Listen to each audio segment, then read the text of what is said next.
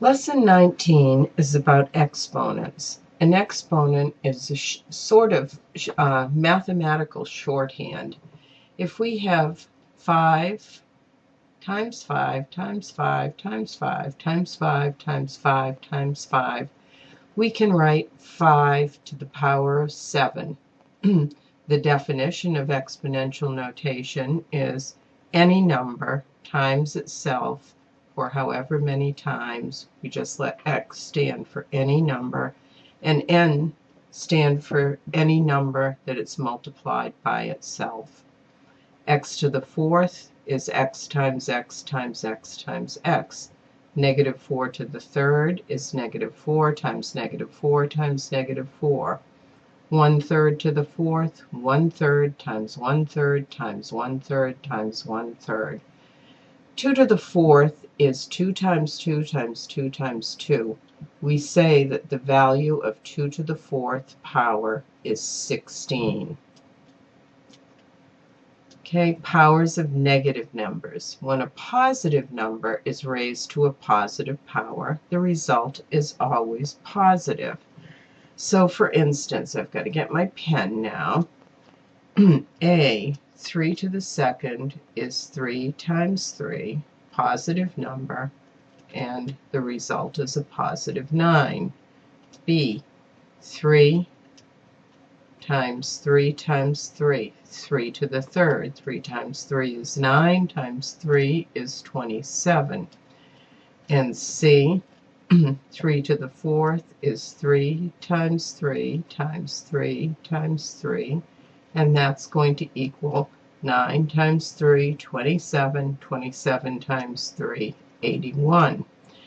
Now, in this D, we have a negative here in front of the 3. That means the opposite of 3 times 3 times 3 times 3, and that's going to be negative 81.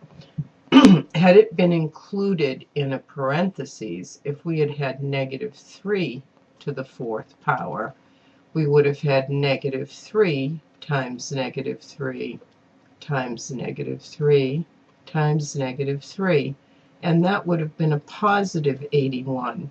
But if it looks like this, the negative is not inside of the parentheses, then it's a negative result. Okay, so negative 3 to the second. This is in a parentheses, so it's negative 3 times negative 3, and that would equal positive 9. Negative times a negative is a positive. Negative 3 in a parentheses to the third is negative 3 times negative 3 times negative 3. This is going to be a negative because I have 1, 2, 3 negatives. 3 times 3 is 9, times 3 is 27. And here we have that one that I did on the other page, negative 3 times negative 3 times negative 3 times negative 3, and that's positive 81.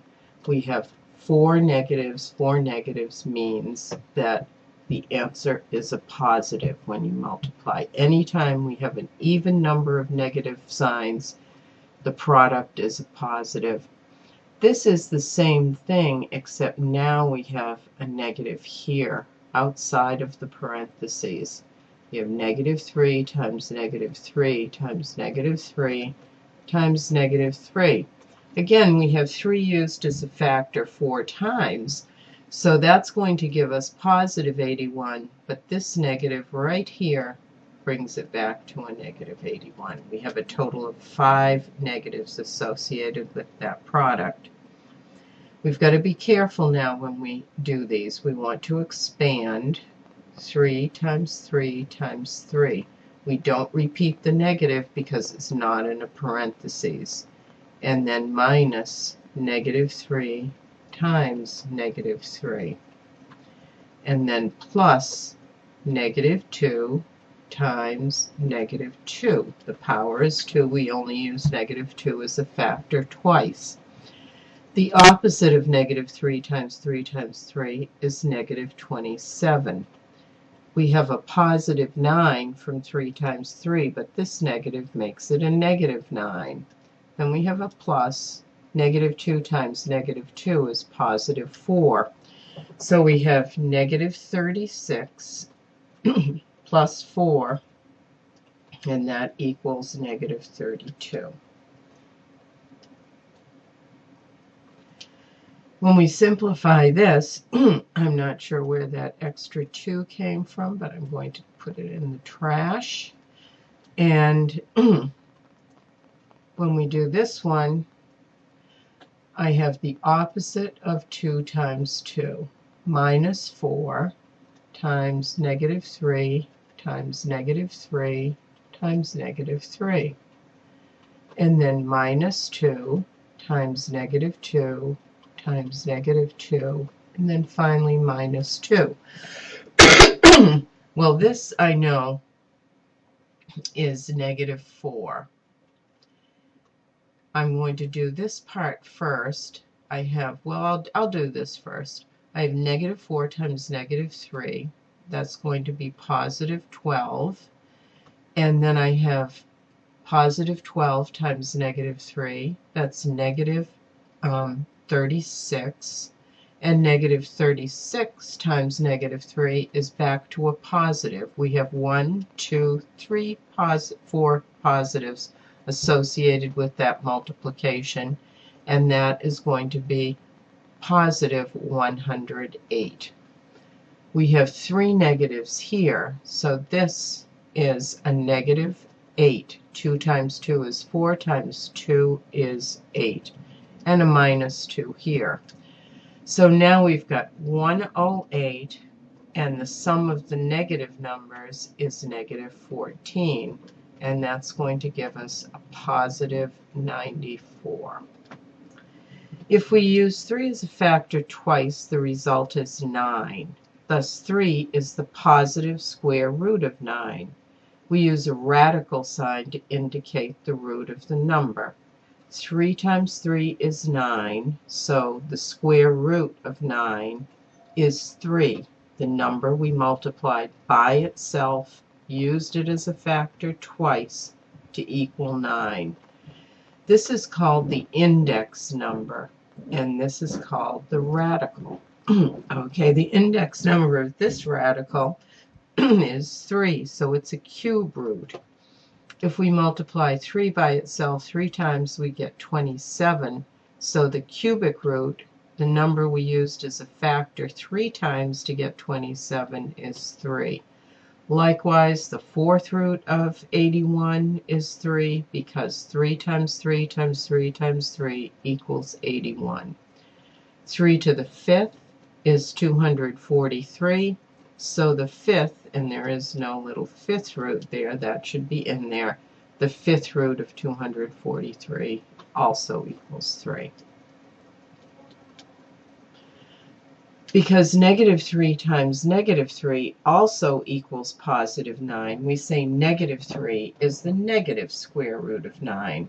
Because negative 3 times negative 3 times negative 3 times negative 3 equals positive 81, we say negative 3 is the negative fourth root of 81. This should be. If n is an even number, every real number has a positive nth root and a negative nth root. If we use the radical sign to designate the positive even root, we use the radical sign to designate the positive even root.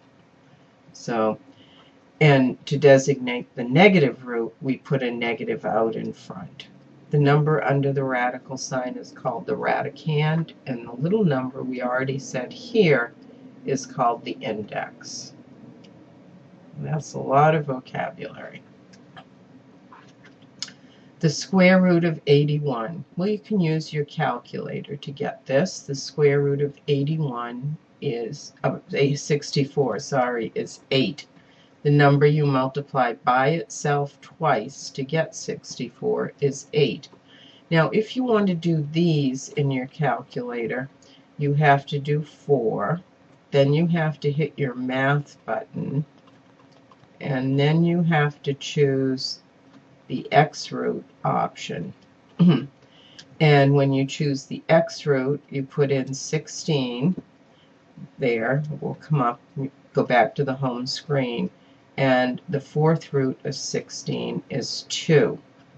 Okay, we want to know what we multiplied by itself 3 times to get negative 27. Well, here the answer is going to be negative 3.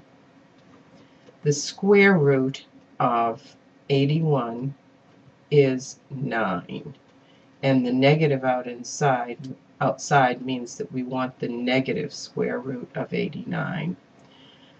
Okay, now we're going to evaluate.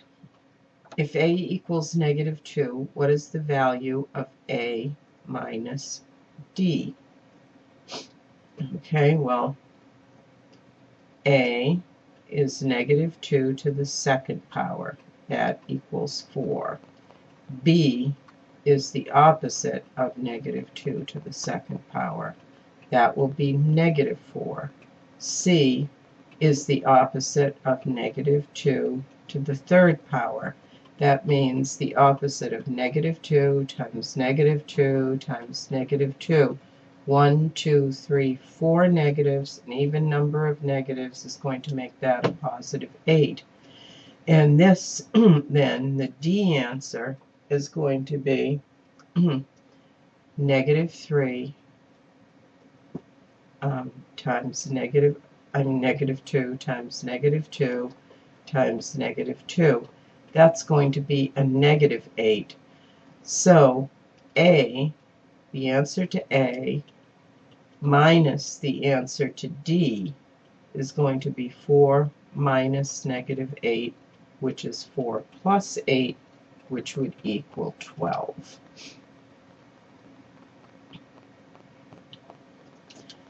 Okay, we want to evaluate this now.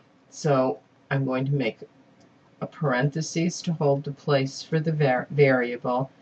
The first variable is x. It's to the second power, so I'm going to put a 2 inside that parenthesis. The next variable is a z, and it's raised to the third power.